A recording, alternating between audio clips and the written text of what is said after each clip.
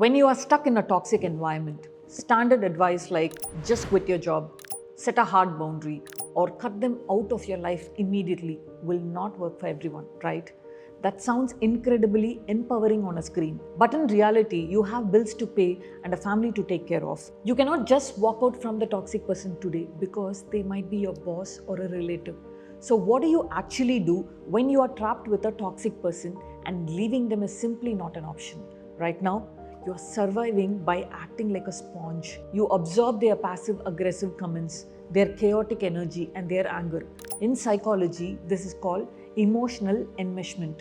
Without realizing it, you have handed this toxic person the remote control to your nervous system. They get to decide if you have a good day or a bad day. So, if you cannot change your physical location, you have to build your emotional armor. Hi, I'm Gayatri Arvind, founder of Abhasa Rehab and Wellness. We offer residential rehabilitation for people struggling with addiction, mental health disorders, eating disorders, and chronic conditions.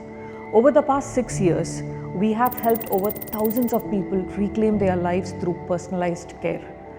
Through this channel, we share practical wisdom to empower your mental health. Have you ever heard of a Faraday cage? Let's understand it simply. Imagine standing in the middle of a violent lightning storm. If you stand out in the open, the lightning will strike you. But if you stand inside a Faraday cage, the lightning will hit the cage, disperse around you, and you will be safe. Likewise, when you are living with toxic people, you will need to build a psychological Faraday cage. And this Faraday cage is your emotional armor. A physical Faraday cage works using 3 basic parts. 1. A metal shield to catch the strike. 2. A vacuum space inside the shield where nothing reacts. 3. A way to ground the electricity harmlessly into the floor. We are going to build a psychological version of this cage using a skill called compassionate detachment. It means you stay physically in the room, looking them right in the eye, but you become completely bulletproof. You do not fight them or fix them, you simply stop observing them. And this is exactly how you do it. Step 1. The shield. The first part of your cage is the metal grid that catches the lightning before it hits your body. See, toxic people want to strike your emotions. If they make you angry or make you cry, they win. Now, to build your shield, you have to step back and become an observer.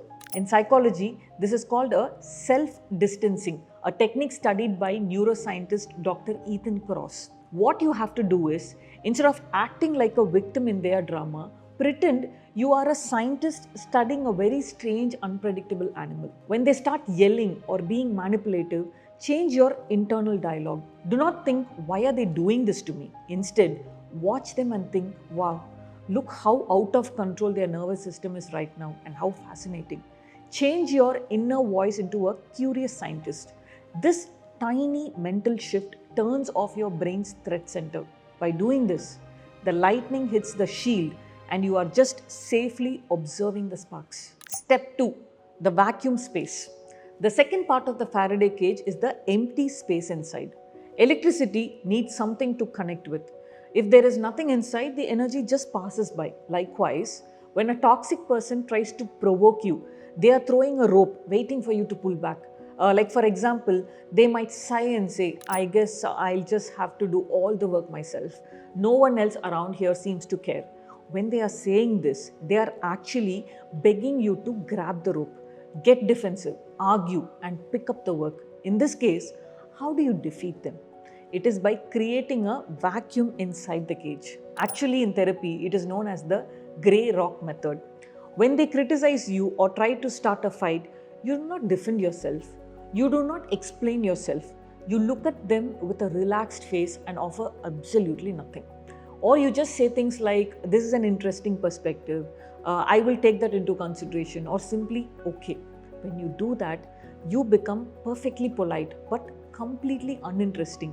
See, a toxic person cannot manipulate an empty space. Eventually, they will get bored and take their lightning somewhere else. Step 3. The grounding.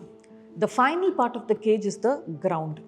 It takes all the chaotic energy and ground it safely into the floor so that it doesn't build up around you. See, This is the most important step.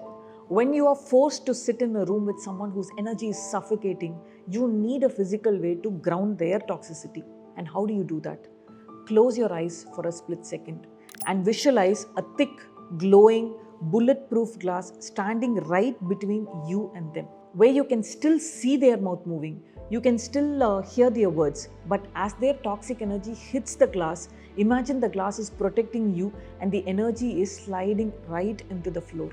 It cannot touch you unless you open the glass door, and you are the one who can open it. It might sound like a gimmick, but in cognitive psychology, your brain actually cannot tell the difference between a vividly imagined physical barrier and a real one. When you actively picture that glass wall, you are sending a direct biological signal to your nervous system that you are safe. It physically stops your amygdala from hitting the panic button.